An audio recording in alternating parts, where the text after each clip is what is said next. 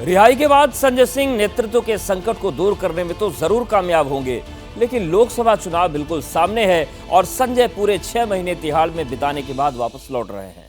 संजय सिंह के सामने सबसे बड़ा चैलेंज लोकसभा चुनाव में आम आदमी पार्टी को मजबूत करना है और पार्टी को संजय सिंह से उम्मीद भी बहुत ज्यादा है, क्योंकि वो पहले ऐसा करके दिखा चुके हैं।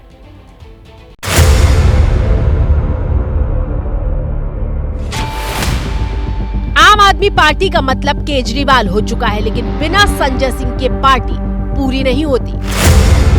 आम आदमी पार्टी के संजय सिंह की गिनती मोदी सरकार के खिलाफ सबसे आक्रामक हमला करने वालों में होती है। ये अडानी की सरकार चला रहे, ये इंडिया की सरकार नहीं चला रहे। नरेंद्र मोदी जी इंडिया के प्रधानमंत्री नहीं है, अडानी के प्रधानमंत्री हैं। आकाश में चले जाओ तो हवाई जहाज अडानी का, जमीन पे आ जाओ तो एयरपोर्ट अडानी का, समुद्र में चले जाओ तो सीपोर्ट अडानी का, पाताल में चले जाओ तो कोयला अडानी का, गैस अडानी का, बिजली अडानी की, पानी अडानी का, सड़क अडानी का, रेल अडानी का, खेल अडानी का, तेल अडानी का, पूरा हिंदुस्तान अडानी को दे दिया।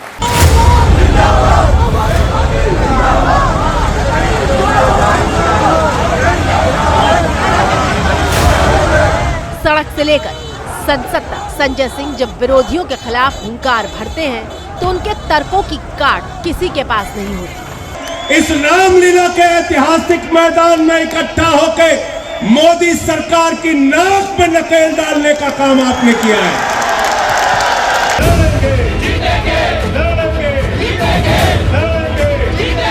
तिहाड़ जेल में रहते हुए संजय सिंह राज्यसभा सांसद की शपथ लेने सदन तक आए थे। मैं संजय सिंह जो राज्यसभा का सदस्य निर्वाचित हुआ हूं, ईश्वर की शपथ लेता हूं कि मैं विधि द्वारा स्थापित भारत के संविधान के प्रति सच्ची श्रद्धा और निष्ठा रखूंगा।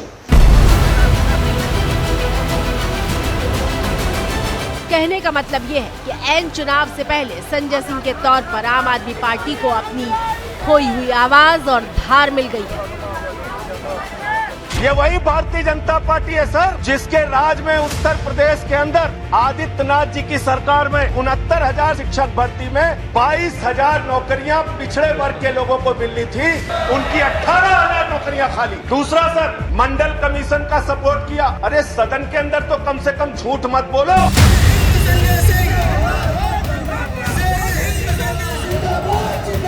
आम आदमी पार्टी पंजाब से लेकर दिल्ली तक कई राज्यों में लोकसभा चुनाव लड़ रही है। संजय सिंह दिल्ली से बाहर भी संगठन के कामकाज को देखेंगे।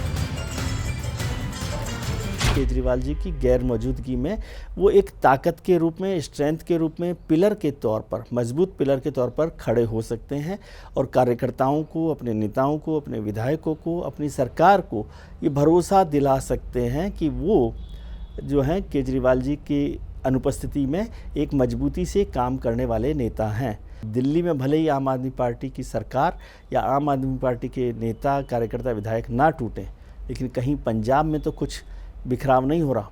इस पर भी नजर संजय सिंह को रखनी होगी। हम शिक्षा का मॉडल, स्वास्थ्य का मॉडल।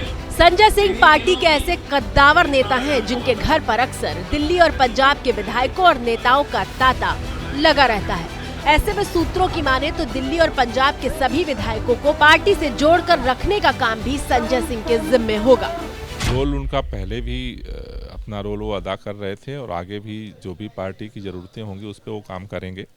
लेकिन ये जमानत रोल से बड़ा ये है, ये भाजपा के सभी जो साजिशें थीं उसको मुंहतोड़ जवाब है। चुनाव में सिर्फ प्रचार का काम नहीं होता, बल्कि उम्मीदवारों के नाम का फैसला करने से लेकर फंड की व्यवस्था तक करनी होती है। प्रचार के लिए सही रणनीति तैयार करनी होती है, कार्यकर्ताओं को एकजुट रखना होता है और संजय सिंह इस काम में मास्टर माने जाते हैं। पार्टी के सभी बड़े फैसले लेने में संजय सिंह की अहम भूमिका होगी। बड़े चेहरे की कमी से जूझ रही पार्टी के बड़े स्टार प्रचारक के तौर पर संजय सिंह उन सभी राज्यों में प्रचार करते हुए नजर आएंगे जिन जिन राज्यों में पार्टी ने उम्मीदवार तय किए हैं। इतना ही नहीं, इंडिया गठबंधन में शामिल आम आदमी पार्टी के लिए संजय सिंह की भूमिका अहम रहने वाली है, क्योंकि इस गठबंधन में शामिल सभी दलों के साथ आपकी तरफ से तालमेल बिठाने का काम संजय सिंह ही करते रहे हैं। संजय सिंह इंडिया गठबंधन की सभी बैठकों में शामिल रहे हैं और पार्टी के सांसद होने के नाते दूसरे दलों के सांसदों के साथ बेहतर संबंध भी रखते हैं। ऐसे में गठबंधन को आगे बढ़ाने का काम भी संजय सिंह करते हुए अब नजर आएंगे। तीसरी चुनौती, घोटाले का दाग। आम आदमी पार्टी, जिसकी बुनियाद ही ईमानदारी थी, उस पार्टी पर भ्रष्टाचार के आरोप लगे और पार्टी के तमाम दिग्गज एक एक करके तिहाड़ पहुंचे। पार्टी पर सबसे बड़ा संकट घोटाले के दाग का है और ऐसे वक्त में संजय सिंह की जमानत पार्टी के लिए एक मैसेज देने का काम करेगी। कथित शराब घोटाले में संजय सिंह पर शराब माफिया और सरकार के बीच मीटिंग करवाने के आरोप लगे थे। हालांकि गिरफ्तारी से पहले संजय सिंह लगातार ईडी को ललकार रहे थे। ये क्या मजाक है? ये क्या झूठी जांच है? ये क्यों नरेंद्र मोदी के इशारे पर ईडी नाच रही है? ये क्यों नरेंद्र मोदी के इशारे पर अरविंद केजरीवाल को बदनाम करने की कोशिश की जा रही है?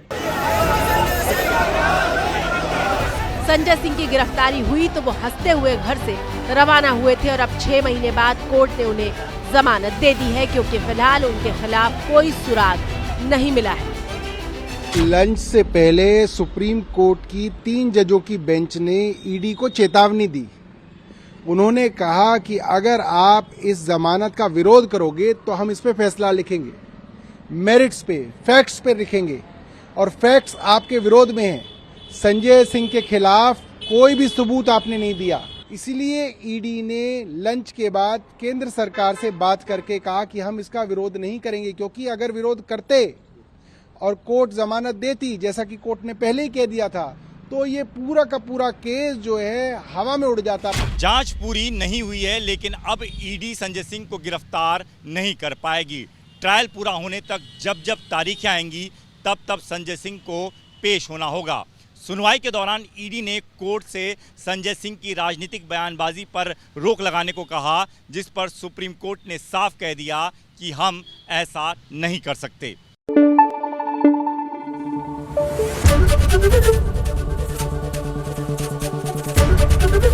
एबीपी न्यूज आपको रखे आगे।